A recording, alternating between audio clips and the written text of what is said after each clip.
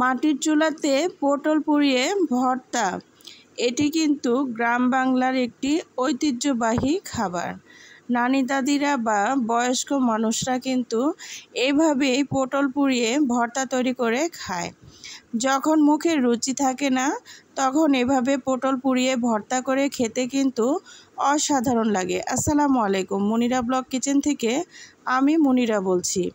আজ আপনাদের তৈরি করে দেখাবো পোড়া পটলের ভর্তা রেসিপি। এখানে কিছু পটল নিয়েছি, পটলগুলো এখন আমি একটু ছিদ্র করে দিব।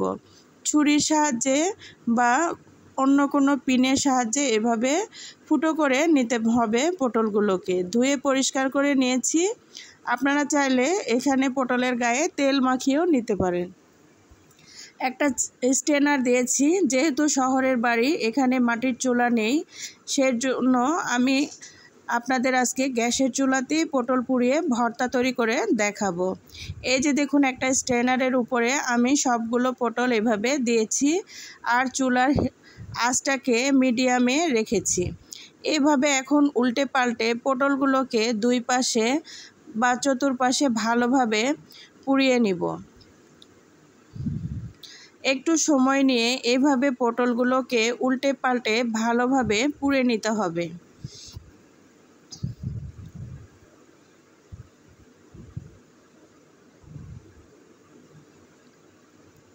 এখানে বড় শিকের সাহায্যেও এই পটল ভর্তাটা তৈরি করতে পারেন।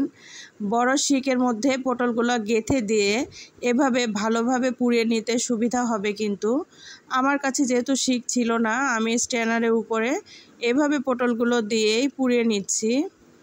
তো আমার পটলগুলো প্রায় পোড়া হয়ে এসেছে, এখন আরেকটু ভালোভাবে পুড়িয়ে নিব। আমার যে পটলগুলোতে ছিদ্র করা ছিল, সেই ছিদ্রগুলো দিয়ে আগুনের তাপটা কিন্তু ভিতরে একদম চলে যাবে, আর এতে করে পটলের ভিতরের অংশগুলো ভালোভাবে সেদ্ধ হয়ে যাবে।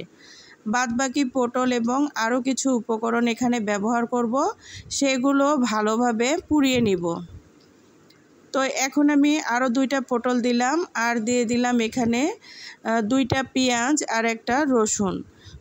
পেঁয়াজ আর রসুনগুলো কিন্তু বড় ছিল, তো সেগুলো আমি এখন দিয়ে দিলাম। আর এখানে কিছু কাঁচা মরিচ দেব, আর 2টা দেব শুকনা মরিচ। এগুলোকেও আমি ভালোভাবে পুড়িয়ে দিব। কাঁচা মরিচের সাইজটা একদম ছোট ছিল, এর জন্য একটু সাবধানে আমি দিয়ে দিব, দিয়ে ভালোভাবে পুড়িয়ে নিব। তো এখন দেখুন, এই যে এভাবে পটলগুলো আর পেঁয়াজ রসুন কাঁচামরিচগুলো আমি ভালোভাবে পুড়ে নেব। আমার ভিডিওগুলো আপনাদের কেমন লাগে? যদি আপনাদের ভালো লেগে থাকে, এখনও যারা আমার চ্যানেলটি সাবস্ক্রাইব করেননি, প্লিজ আমার চ্যানেলটি সাবস্ক্রাইব করবেন, লাইক কমেন্ট শেয়ার করবেন। আর যদি ভিডিওর কোনো অংশ ভালো লেগে থাকে, তাহলে প্লিজ কমেন্ট করে আমাকে উৎসাহ দিবেন। আপনাদের একটি উৎসাহ বা একটি লাইক কিন্তু আমাকে ভিডিও করার উৎসাহ আরও অনেকটাই বাড়িয়ে দেয়। এই যে রসুনটা পোড়া হয়ে এসেছে, উঠিয়ে নিলাম, পেঁয়াজগুলো উঠিয়ে নিব, আর পটলগুলো আরেকটু ভালোভাবে পুড়িয়ে উঠিয়ে নিব।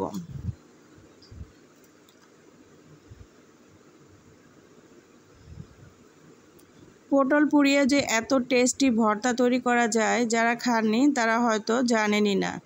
তো এখন আমি সবগুলো পটল, পেঁয়াজ আর রসুন এগুলোর উপরে যে আবরণটা আছে সেগুলো উঠিয়ে নিব। এই যে দেখুন, এইভাবে উঠিয়ে নিতে হবে। পটলটা একদম একটু গরম ছিল, এর জন্য উঠতে সমস্যা হচ্ছে, তবে ঠান্ডা হয়ে গেলে উপরের আবরণটা কিন্তু একদমই উঠে আসবে। তো আপনারা ভালো করে লক্ষ্য করলে দেখবেন, এই যে সুন্দর উঠে আসছে। ঠান্ডা হয়ে গেলে একদমই উঠে যায়। আপনারা চাইলে পানিতে ভিজিয়েও এই উপরের আবরণগুলো উঠিয়ে নিতে পারেন। এতে করে পোড়ার যে একটা ফ্লেভার, সেটা ঠিকমতো আসবে না। এর জন্য একটু সময় নিয়ে, একটু ধৈর্য ধরে উপরের খোসাগুলো উঠানোর চেষ্টা করবেন, তাহলে কিন্তু পটলের আসল টেস্টটা পাবেন। এই যে পেঁয়াজেরও উপরের যে পোড়া অংশগুলো আমি উঠিয়ে নিব এভাবে। পেঁয়াজটা কিন্তু মোটামুটি ভালোভাবে একদম সেদ্ধ হয়েছে 80%-এর মতো। আমি এটাই চাচ্ছিলাম, কারণ পুরোপুরি একদম সেদ্ধ করার কোনো প্রয়োজন নেই। 80% সেদ্ধ হলেই কিন্তু ভর্তাতে অনেক টেস্ট লাগবে খেতে। তো এই যে দেখুন, পেঁয়াজগুলো আমি এইভাবে উপরের আবরণগুলো উঠিয়ে নিচ্ছি। আমি এখানে যে শুকনা মরিচ আর কাঁচা মরিচগুলো দিয়েছিলাম সেগুলো এখন এইভাবে বোঁটাগুলো উঠিয়ে নেব। এখানে একটা রসুন দিয়েছিলাম, সেই রসুনগুলোতে একটু চাপ দিলেই দেখবেন রসুনের কোয়াগুলো এভাবে আলাদা হয়ে চলে আসবে। তো সবগুলো রসুনের কোয়াগুলো আমি এভাবে একটা একটা করে উঠিয়ে নিব।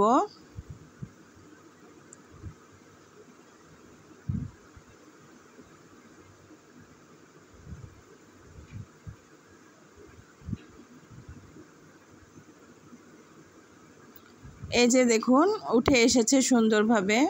তো আমি এখন সবগুলো উপকরণ উপরের অংশগুলো উঠিয়ে নিয়েছি, নিয়ে দেখুন ভর্তা করতে চলে আসলাম। এখানে কিন্তু আমি কাঁচা সরিষার তেল ব্যবহার করব। ভর্তাতে কিন্তু কাঁচা সরিষার তেল না দিলে একদমই খেতে ভালো লাগে না।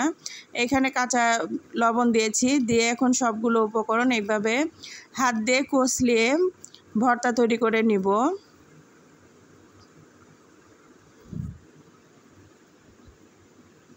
এই যে দেখুন, প্রায় 80%-এর মতো পেঁয়াজটা সেদ্ধ হয়েছে। তো হাত দিয়ে একটু এভাবে আলাদা আলাদা করে নিতে হবে বা ভেঙে নিতে হবে, নিয়ে কিন্তু ভর্তাটা তৈরি করতে হবে।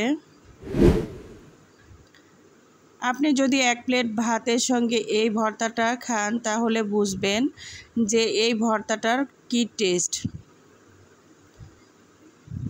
তো এখন আমি কিছুটা সরিষার তেল দিয়ে নিলাম, দিয়ে ফাইনালি আমি একদম ভর্তাটাকে হাত দিয়ে কষলিয়ে ভর্তা তৈরি করে নিব।